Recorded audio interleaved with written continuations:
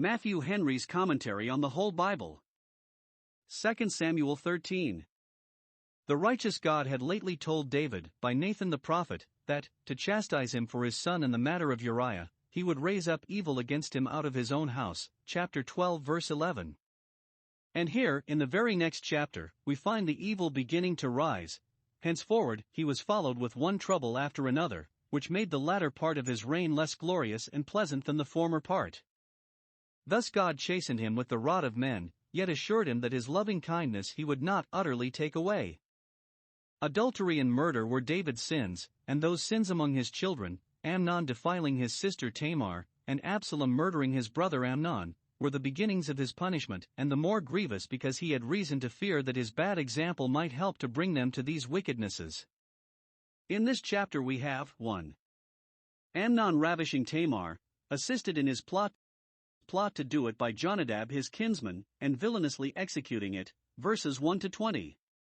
2. Absalom murdering Amnon for it, verses 21 to 39. Both were great griefs to David, and the more because he was unwittingly made accessory to both, by sending Tamar to Amnon and Amnon to Absalom. Amnon's incest, 1032 BC.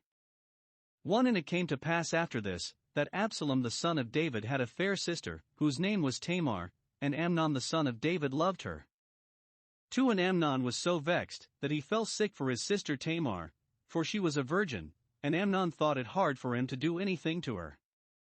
3. But Amnon had a friend, whose name was Jonadab, the son of Shimeah David's brother, and Jonadab was a very subtle man. 4. And he said unto him, Why art thou, being the king's son, lean from day to day? Wilt thou not tell me? And Amnon said unto him, I love Tamar, my brother Absalom's sister.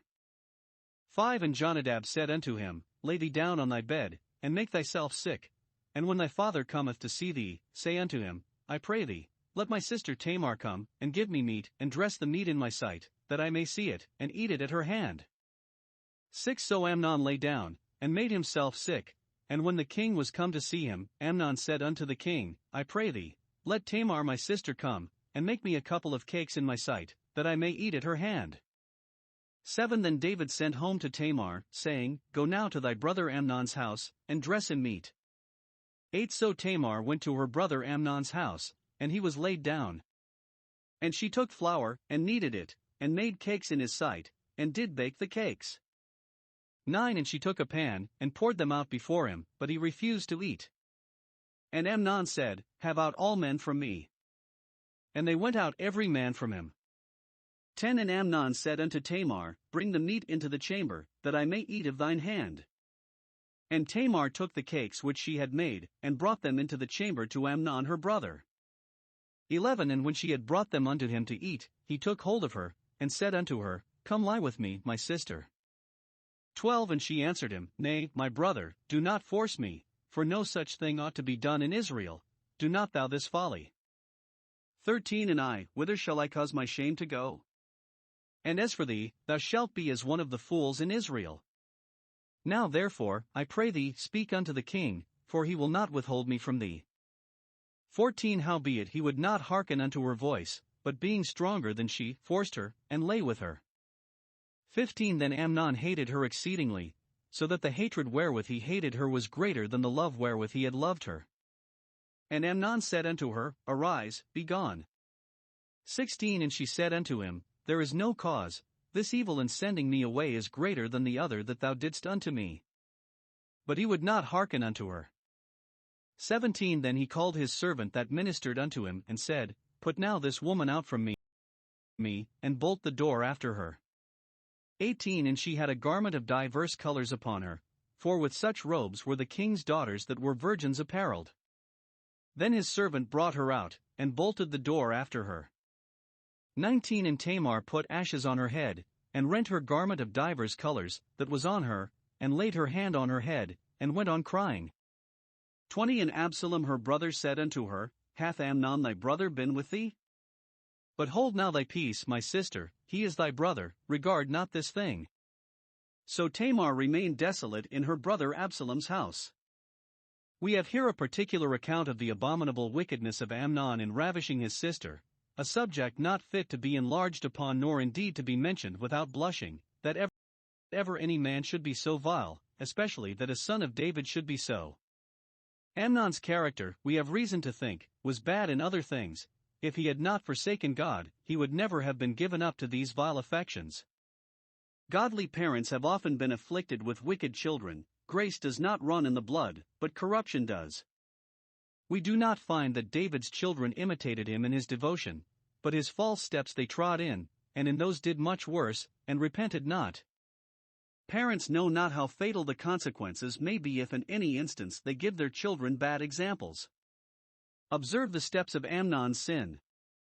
1. The devil, as an unclean spirit, put it into his heart to lust after his sister Tamar. Beauty is a snare to many, it was so to her. She was fair, and therefore Amnon coveted her. Verse 1.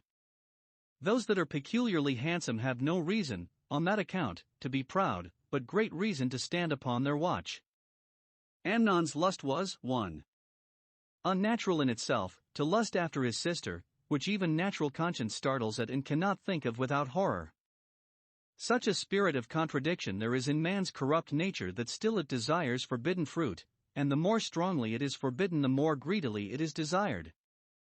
Can he entertain the thought of betraying that virtue and honor of which, as a brother, he ought to have been the protector?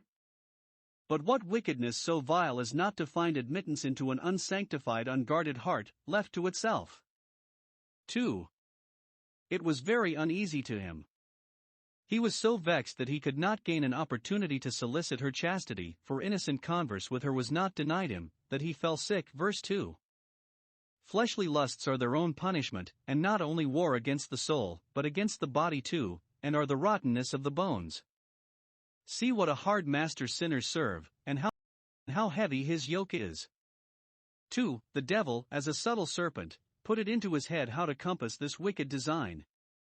Amnon had a friend, so he called him, but he was really an enemy to him, a kinsman, that had in him more of David's blood, for he was his nephew, than of David's spirit, for he was a subtle man, cunning to carry on any bad design, especially an intrigue of this nature. Verse 3. 1. He took notice that Amnon looked ill, and, being a subtle man, concluded that he was lovesick. Verse 4, and asks him, Why art thou, being the king's son, lean from day to day? Why dost thou pine, being the king's eldest son, and heir to the crown? Being the king's son. 1. Thou hast the pleasures of the court to divert thee, take those pleasures then, and with them drive away the sorrow, whatever it is. Content and comfort are not always to be found in royal palaces. With much more reason may we ask dejected and disconsolate saints why they, who are the children of the King of Kings and heirs of the crown of life, are thus lean from day to day. 2. Thou hast the power of a prince to command what thou wantest and wishest for, use that power therefore, and gratify thyself. Pine not away for that which, lawful or unlawful, thou, being the king's son, mayest have. Quicquid libet licet, your will is law. Thus Jezebel to Ahab in a like case, 1 Kings 21 verse 7, Dost not thou govern Israel? The abuse of power is the most dangerous temptation of the great. 2. Amnon having the impudence to own his wicked lust, miscalling it love, I love Tamar, Jonadab put him in a way to compass his design. Verse 5. Had he been what he pretended, Amnon's friend, he would have startled at the mention of such horrid wickedness, would have laid before him the evil of it, what an offense it was to God and what a wrong to his own soul to entertain such a vile thought, of what fatal consequence it would be to him to cherish and prosecute it. He would have used his subtlety to divert Amnon from it, by recommending some other person to him, whom he might lawfully marry. But he seems not at all surprised at it, objects not either the unlawfulness, or the difficulty, the reproach or so much as his father's displeasure, but puts him in the way to get Tamar to his bedside, and then he might do as he pleased. Note, the case of those is very miserable whose friends, instead of admonishing and reproving them, flatter them and forward them in their sinful ways, and are their counselors and contrivers to do wickedly. Amnon is already sick, but goes about. He must take upon him to be so ill, and his thin looks will give color enough to the pretense, as not to be able to get up, and to have no appetite to anything but just that which pleases his fancy. Dainty meat is abhorred, Job 33 verse 20.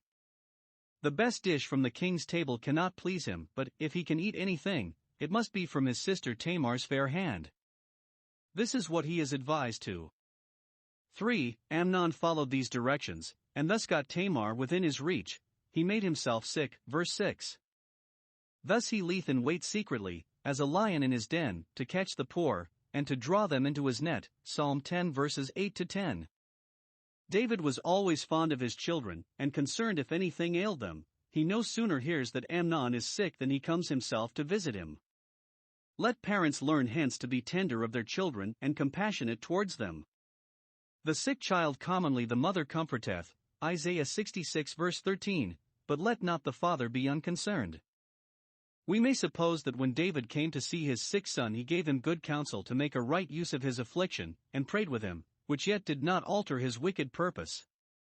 At parting, the indulgent father asks, Is there anything thou hast a mind to, that I can procure for thee? Yes, sir, says the dissembling son, my stomach is weak, and I know not of anything I can eat, unless it be a cake of my sister Tamar's making, and I cannot be satisfied that it is so unless I see her make it, and it will do me the more good if I eat it at her hand. David saw no reason to suspect any mischief intended. God hid his heart from understanding in this matter. He therefore immediately orders Tamar to go and attend her sick brother. Verse 7. He does it very innocently, but afterwards, no doubt, reflected upon it with great regret. Tamar as innocently goes to her brother's chamber, neither dreading any abuse. Why should she from a brother, a sick brother? Nor disdaining, in obedience to her father and love to her brother, though but her half-brother, to be his nurse. Verses 8 and 9.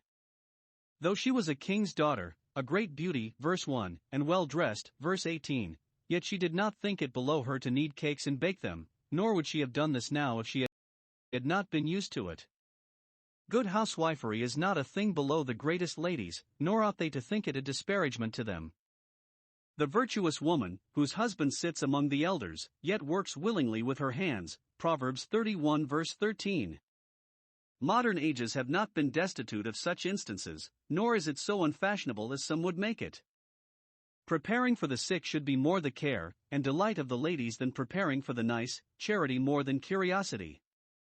For, having got her to him, he contrives to have her alone, for the adulterer, much more so vile an adulterer as this, is in care that no eye see him. Job 24 verse 15.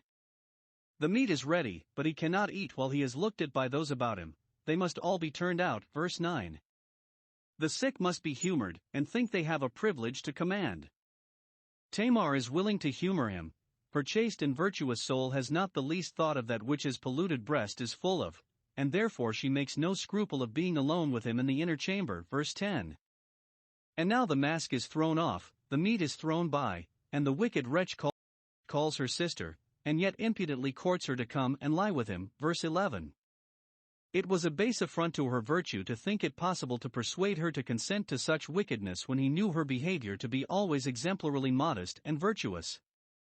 But it is common for those that live in uncleanness to think others, such as themselves, at least hinder to their sparks. 3. The devil, as a strong tempter, deafens his ear to all the reasonings with which she resisted his assaults, and would have persuaded him to desist. We may well imagine what a surprise and terror it was to the young lady to be thus attacked, how she blushed, and how she trembled. Yet, in this great confusion, nothing could be said more pertinently, nor with greater strength of argument, than what she said to him. 1. She calls him brother, reminding him of the nearness of the relation, which made it unlawful for him to marry her, much more to debauch her. It was expressly forbidden, Leviticus 18 verse 9, under a severe penalty, Leviticus 20 verse 17. Great care must be taken lest the love that should be among relations degenerate into lust. 2. She entreats him not to force her, which intimates that she would never consent to it in any degree, and what satisfaction could he take in offering violence? 3. She lays before him the great wickedness of it. It is folly, all sin is so, especially uncleanness. It is wickedness of the worst kind. Such abominations ought not to be committed in Israel, among the professing people of God, that have better statutes than the heathen have. We are Israelites. If we do such things, we are more inexcusable than others, and our condemnation will be more intolerable, for we reproach the Lord, and that worthy name by which we are called. 4. She represents to him the shame of it, which perhaps might influence him more than the sin of it. For my part, whither shall I cause my shame to go? If it should be concealed, yet I shall blush to think of it as long as I live, and, if ever it be known, how shall I be able to look any of my friends in the face? For thy part, thou shalt be as one of the fools in Israel, that is, thou wilt be looked upon as an atrocious debauchee, the worst of men. Thou wilt lose thy interest in the esteem of all that are wise and good, and so wilt be set aside as unfit to rule, though the firstborn, for Israel will never submit to the government of such a fool. Prospect of shame, especially everlasting shame, should deter us from sin. 5.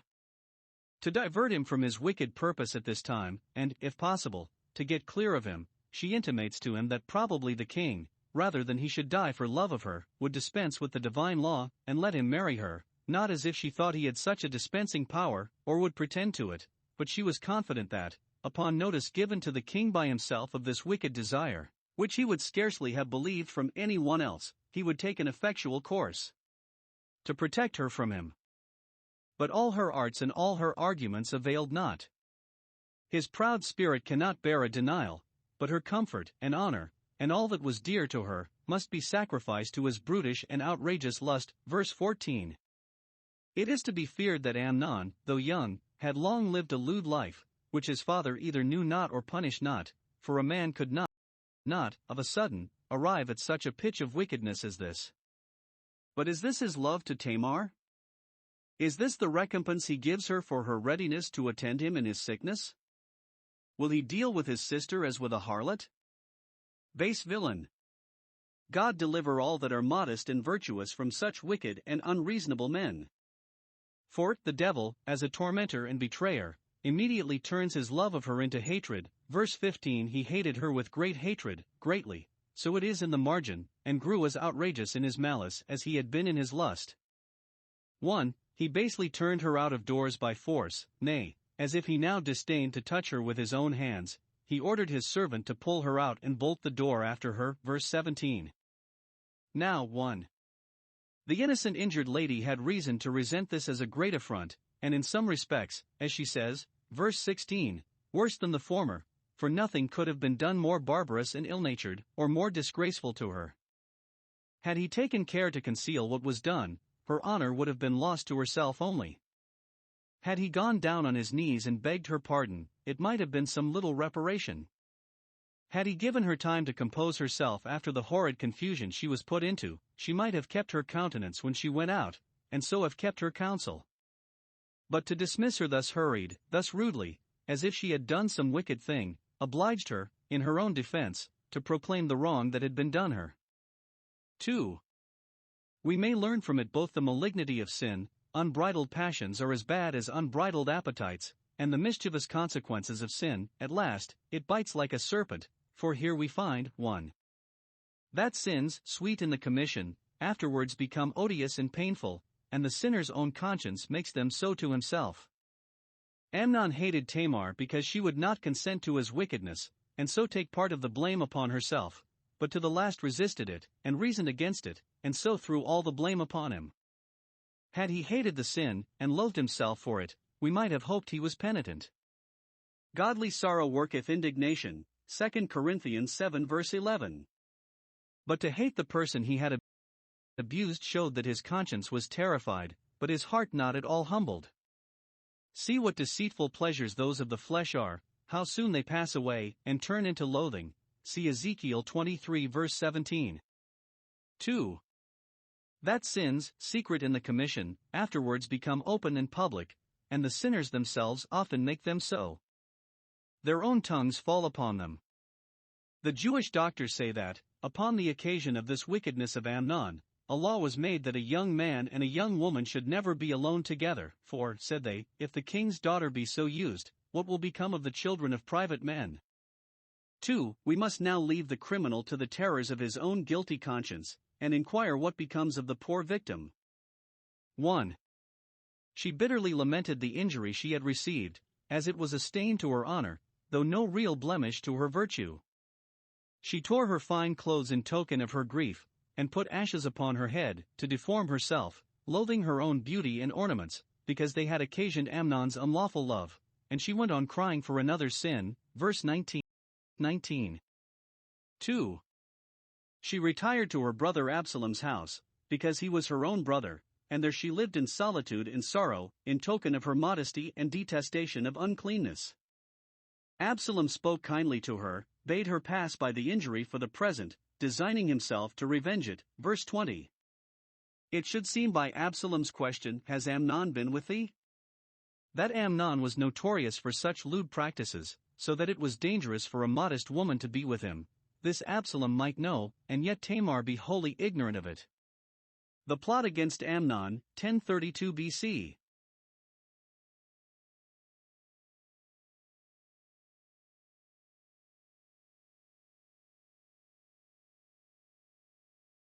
But when King David heard of all these things, he was very wroth. 22 And Absalom spake unto his brother Amnon neither good nor bad, for Absalom hated Amnon, because he had forced his sister Tamar. 23 And it came to pass after 2 full years, that Absalom had sheepshearers in Baal-hazor, which is beside Ephraim, and Absalom invited all the king's sons. 24 And Absalom came to the king and said, Behold now, thy servant hath sheepshearers. Let the king, I beseech thee, and his servants go with thy servant. 25 And the king said to Absalom, Nay, my son, let us not all now go, lest we be chargeable unto thee. And he pressed him, howbeit he would not go, but blessed him. 26 Then said Absalom, If not, I pray thee, let my brother Amnon go with us. And the king said unto him, Why should he go with thee? 27 But Absalom pressed him, that he let Amnon and all the king's sons go with him. 28 Now Absalom had commanded his servants, saying, Mark ye now when Amnon's heart is merry with wine, and when I say unto you, Smite Amnon, then kill him, fear not, have not I commanded you? Be courageous and be valiant. 29 And the servants of Absalom did unto Amnon as Absalom had commanded. Then all the king's sons arose, and every man gat him up upon his mule and fled. What Solomon says of the beginning of strife is as true of the beginning of all sin. It is as the letting forth of water, when once the floodgates are plucked up, and inundation follows, one mischief begets another, and it is hard to say what shall be in the end thereof. 1. We are here told how David resented the tidings of Amnon's sin. He was very wroth, verse 21. So he had reason to be, that his own son should do such a wicked thing, and draw him to be accessory to it.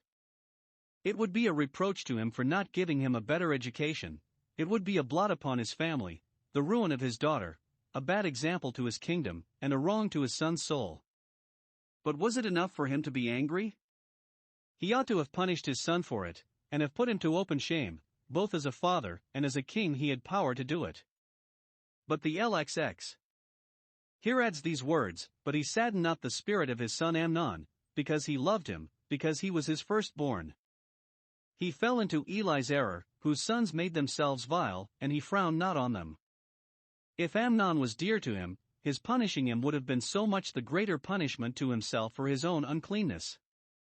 But he cannot bear the shame those must submit to who correct that in others which they are conscious of in themselves, and therefore his anger must serve instead of his justice. And this hardens sinners, Ecclesiastes 8 verse 11. 2. How Absalom resented it. He resolves already to do the part of a judge in Israel, and, since his father will not punish Amnon, he will, from a principle, not of justice or zeal for virtue, but of revenge, because he reckons himself affronted in the abuse done to his sister. Their mother was daughter to a heathen prince, chapter 3 verse 3, which perhaps they were upbraided with sometimes by their brethren, as children of a stranger. As such a one Absalom thought his sister was now treated, and, if Amnon thought her fit to be made his harlot, he would think him fit to be made his slave. This enraged him, and nothing less than the blood of Amnon will quench his rage. Here we have 1. The design conceived. Absalom hated Amnon, verse 22, and he that hateth his brother is a murderer already, and, like Cain, is of that wicked one, 1 John 3 verses 12 and 15. Absalom's hatred of his brother's crime would have been commendable, and he might justly have prosecuted him for it by a due course of law, for example to others, and the making of some compensation to his injured sister. but to hate his person, and design his death by assassination, was to put a great affront upon God by offering to repair the breach of his seventh commandment by the violation of his sixth, as if they were not all alike sacred. But he that said, "Do not commit adultery," said also, "Do not kill," James 2 verse 11. 2. The design concealed. He said nothing to Amnon of this matter, either good or bad, appeared as if he did not know it, and maintained towards him his usual civility, only waiting for a fair opportunity to do him a mischief. That malice is the worst one, which is hidden closely, and has no vent given to it. If Absalom had reasoned the matter with Amnon, he might have convinced him of his sin and brought him to repentance, but, saying nothing, Amnon's heart was hardened, and his own more and more embittered against him. Therefore rebuking our neighbor is opposed to hating him in our hearts, Leviticus 19 verse 17. Let passion have vent, and it will spend itself. 2. Which is gilded over with a show of friendship, so Absalom's was, his word smoother than butter, but war in his heart. See Proverbs 26 verse 26. 3. Which is harbored long. 2 full years Absalom nursed this root of bitterness, verse 24. It may be, at first, he did not intend to kill his brother, for, if he had, he might have had as fair an opportunity to do it as he had at last, and only waited for an occasion to disgrace him, or do him some other mischief. But in time his hatred ripened to this, that he would be no less than the death of him. If the sun going down once upon the wrath gives such place to the devil, as is intimated, Ephesians 4 verses 26 and 27, what would the sunsets of 2 full years do? 3. The design laid. 1. Absalom has a feast at his house in the country, as Nabal had, on occasion of his sheep shearing, verse 23. Attentive as Absalom was to his person, chapter 14 verse 26, and as high as he looked, he knew the state of his flocks, and looked well to his herds. Those who have no other care about their estates in the country than how to spend them in the town take a ready way to see the end of them. When Absalom had sheep shearers he would himself be with them. 2. To this feast he invites the king his father, and all the princes of the blood, verse 24, not only that he might have this opportunity to pay his respects to them, but that he might make himself the more respected among his neighbors. Those that are akin to great folks are apt to value themselves too much on their kindred. 3. The king would not go himself, because he would not put him to the expense of his entertainment, verse 25. It seems Absalom had an estate in his own hands, on which he lived like himself. The king had given it to him, but would have him to be a good husband of it. In both these he is an example to parents, when their children have grown up, to give them a competency to live upon, according to their rank, and then to take care that they do not live above it, especially that they be no way accessory to their doing so. It is prudent for young housekeepers to begin as they can hold out, and not to spend the wool upon the shearing of it. 4. Absalom got leave for Amnon, and all the rest of the king's sons, to come and grace his table in the country, verses 26 and 27. Absalom had so effectually concealed his enmity to Amnon that David saw no reason to suspect any design upon him in that particular invitation. Let my brother Amnon go. But this would make the stroke more cutting to David that he was himself drawn into consent to that which gave the opportunity for it, as before, verse 7.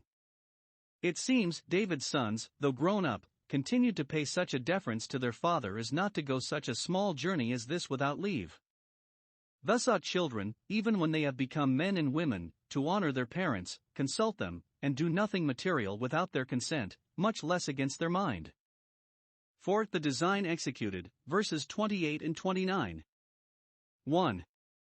Absalom's entertainment was very plentiful, for he resolves that they shall all be merry with wine, at least concludes that Amnon will be so, for he knew that he was apt to drink to excess.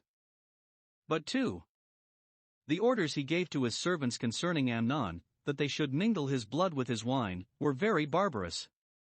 Had he challenged him, and, in reliance upon the goodness of his cause and the justice of God, fought him himself, though that would have been bad enough, yet it would have been more honorable and excusable, our ancient law, in some cases, allowed trial by battle, but to murder him, as he did, was to copy Cain's example, only that the reason made a difference. Abel was slain for his righteousness, Amnon for his wickedness. Observe the aggravations of this sin. 1. He would have Amnon slain when his heart was merry with wine, and he was consequently least apprehensive of danger, least able to resist it, and also least fit to go out of the world, as if his malice aimed to destroy both soul and body, not giving him time to say, Lord, have mercy upon me. What a dreadful surprise hath death been to many, whose hearts have been overcharged with surfeiting and drunkenness. 2. His servants must be employed to do it, and so involved in the guilt. He was to give the word of command, smite Amnon, and then they, in obedience to him, and, upon presumption that his authority would bear them out, must kill him. What an impious defiance does he bid to the divine law, when, though the command of God is express, thou shalt not kill, he bids them kill Amnon, with this warrant, have not I commanded you? That is enough. Be courageous and fear neither God nor man. Those servants are ill-taught who obey their masters in contradiction to God, and those are wicked masters who have taught them to do so. Those are too obsequious that will damn their souls to please their masters, whose big words cannot secure them from God's wrath. Masters must always command their servants as those that know they also have a master in heaven. 3. He did it in the presence of all the king's sons, of whom it is said, chapter 8 verse 18, that they were chief rulers, so that it was an affront to public justice which they had the administration of, and to the king his father whom they represented, and a contempt of that sword which should have been a terror to his evil deeds, while his evil deeds, on the contrary, were a terror to those that bore it. 4. There is reason to suspect that Absalom did this, not only to revenge his sister's quarrel, but to make way for himself to the throne, which he was ambitious of, and which he would stand fair for if Amnon the eldest son was taken off. When the word of command was given, Absalom's servants failed not to execute it, being buoyed up with an opinion that their master, being now next heir to the crown, for Chilib was dead, as Bishop Patrick thinks, would save them from harm. Now the threatened sword is drawn in David's house, which should not depart from it. First, his eldest son falls by it, himself being, by his wickedness, the cause of it, and his father, by his connivance, accessory to it. Secondly, all his sons flee from it, and come home in terror, not knowing how far their brother Absalom's bloody design might extend. See what mischief sin makes in families. Amnon's death, Absalom's flight, 1032 BC. 30. And it came to pass, while they were in the way, that tidings came to David, saying, Absalom hath slain all the king's sons, and there is not one of them left. 31. Then the king arose, and tare his garments, and lay on the earth, and all his servants stood by with their clothes rent. 32. And Jonadab, the son of Shimea David's brother, answered and said, Let not my lord suppose that they have slain all the young men the king's sons, for Amnon only is dead, for by the appointment of Absalom this hath been determined from the day that he forced his sister Tamar. 33. Now therefore let not my lord the king take the thing to his heart, to think that all the king's sons are dead, for Amnon only is dead. 34. But Absalom fled. And the young man that kept the watch lifted up his eyes, and looked, and, behold, there came much people by the way of the hillside behind him. 35. And Jonadab said unto the king, Behold, the king's sons come, as thy servant said, so it is. 36. And it came to pass, as soon as he had made an end of speaking, that, behold, the king's sons came, and lifted up their voice and wept, and the king also and all his servants wept very sore. 37. But Absalom fled, and went to Talmai, the son of Ammihud, king of Geshur. And David mourned for his son every day. 38. So Absalom fled, and went to Geshur, and was there 3 years. 39. And the soul of King David longed to go forth unto Absalom, for he was comforted concerning Amnon, seeing he was dead. Here is 1. The fright that David was put into by a false report brought to Jerusalem that Absalom had slain all the king's sons, verse 30. It is common for fame to make bad worse, and the first news of such a thing as this represents it as more dreadful than afterwards it proves.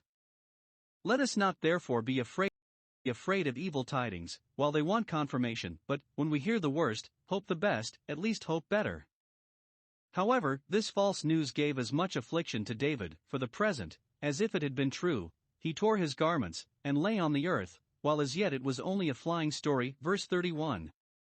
It was well that David had grace, he had need enough of it, for he had strong passions. 2. the rectifying of the mistake in two ways. 1. By the sly suggestions of Jonadab, David's nephew, who could tell him, Amnon only is dead, and not all the king's sons, verses 32 and 33, and could tell him too that it was done by the appointment of Absalom, and designed from the day Amnon forced his sister Tamar. What a wicked man was he, if he knew all this, or had any cause to suspect it, that he did not make David acquainted with it sooner. That means might be used to make up the quarrel, or at least that David might not throw Amnon into the mouth of danger by letting him go to Absalom's house. If we do not our utmost to prevent mischief, we make ourselves accessory to it. If we say, Behold, we knew it not, doth not he that pondereth the heart consider whether we did or no? See Proverbs 24 verses 11 and 12. It is well if Jonadab was not as guilty of Amnon's death as he was of his sin. Such friends do those prove who are hearkened to as counselors to do wickedly. He that would not be so kind as to prevent Amnon's sin would not be so kind as to prevent his ruin, when, it should seem, he might have done both. 2. By the safe return of all the king's sons except Amnon. They and their attendants were speedily discovered by the watch, verses 34 and 35, and soon arrived, to show themselves alive, but to bring the certain sad news that Absalom had murdered their brother Amnon. The grief David had been in for that which was not made him the better able to bear that which was, by giving him a sensible occasion, when he was undeceived, to thank God that all his sons were not dead, yet that Amnon was dead, and slain by his own brother in such a treacherous barbarous manner, was enough to put the king in court, the king in kingdom, into real mourning.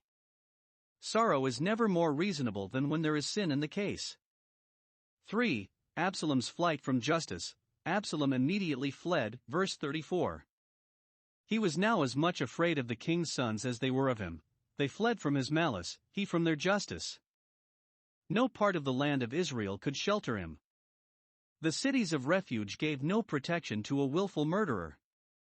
Though David had let Amnon's incest go unpunished, Absalom could not promise himself his pardon for this murder, so express was the law in this case, and so well known David's justice, and his dread of blood guiltiness.